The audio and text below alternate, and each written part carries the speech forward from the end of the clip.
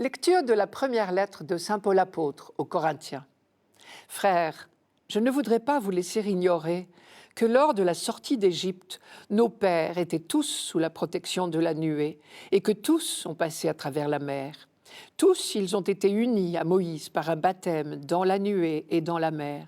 Tous, ils ont mangé la même nourriture spirituelle. Tous, ils ont bu la même boisson spirituelle, car ils buvaient à un rocher spirituel qui les suivait. Et ce rocher, c'était le Christ. Cependant, la plupart n'ont pas su plaire à Dieu. Leurs ossements, en effet, jonchèrent le désert. Ces événements devaient nous servir d'exemple pour nous empêcher de désirer ce qui est mal, comme l'ont fait ces gens-là. Cessez de récriminer comme l'ont fait certains d'entre eux. Ils ont été exterminés. Ce qui leur est arrivé devait servir d'exemple, et l'Écriture l'a raconté pour nous avertir, nous qui nous trouvons à la fin des temps. Ainsi donc, celui qui se croit solide, qu'il fasse attention à ne pas tomber. Apparemment, la communauté de Corinthe n'était pas à l'abri des tentations. Dans les premiers chapitres de cette lettre, Paul a traité de quelques cas bien concrets. Il a nommé, je cite, les débauchés, les idolâtres, les adultères, les voleurs, les accapareurs, les ivrognes, les calomniateurs et les filous. Et ici, de nouveau, Paul avertit ses lecteurs. La leçon qu'il va développer est grave. Il commence solennellement par la phrase « Frères, je ne voudrais pas vous laisser ignorer ce qui s'est passé lors de la sortie d'Égypte. » Et il termine par « Celui qui se croit solide, qu'il fasse attention à ne pas tomber. » Pour le dire autrement, ne vous surestimez pas. Personne n'est à l'abri de la tentation.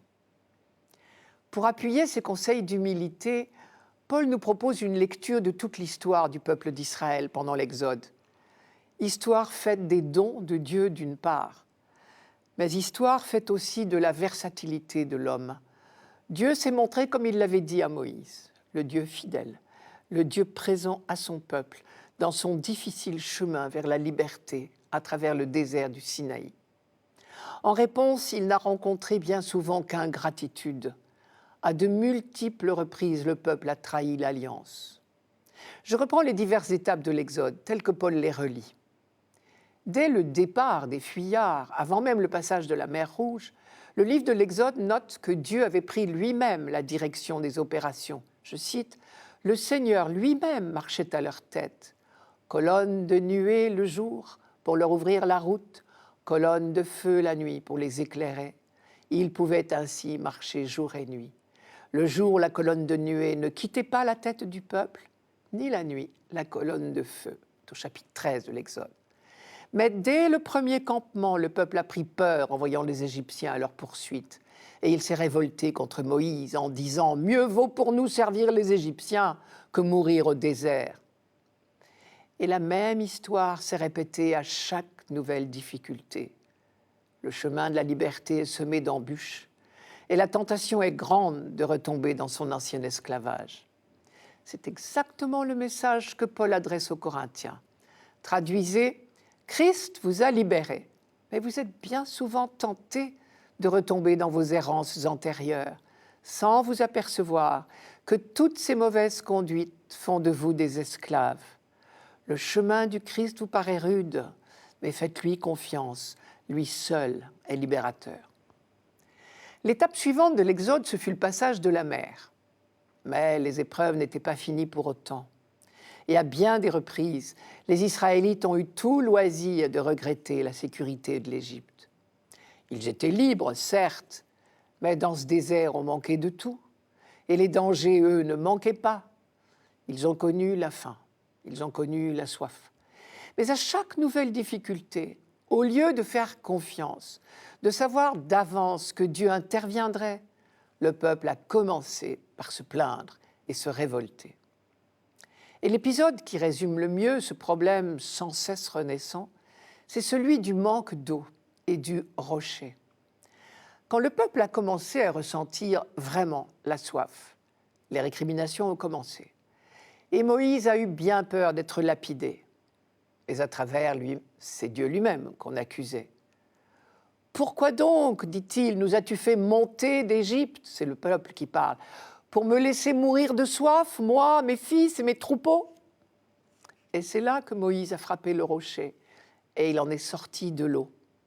Ensuite, il a baptisé ce lieu Massa et Mériba, qui veut dire épreuve et querelle, car, disait-il, ici le peuple mit le Seigneur à l'épreuve, en disant « Le Seigneur est-il au milieu de nous, oui ou non ?» Sous-entendu, il n'y est pas.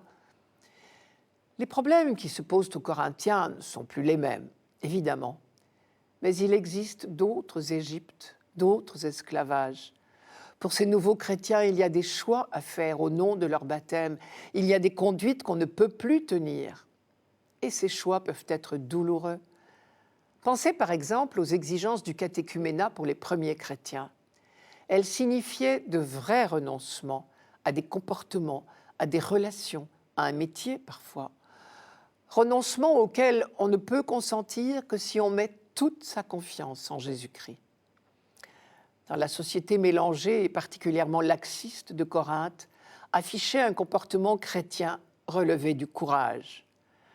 Mais ce qui semble folie pour les hommes est véritable sagesse aux yeux de Dieu, dit Paul. Ce n'est peut-être pas un hasard si pendant le temps du carême, l'Église nous donne à méditer ce texte de Paul, fait à la fois d'exigence pour nous-mêmes et de confiance en Dieu.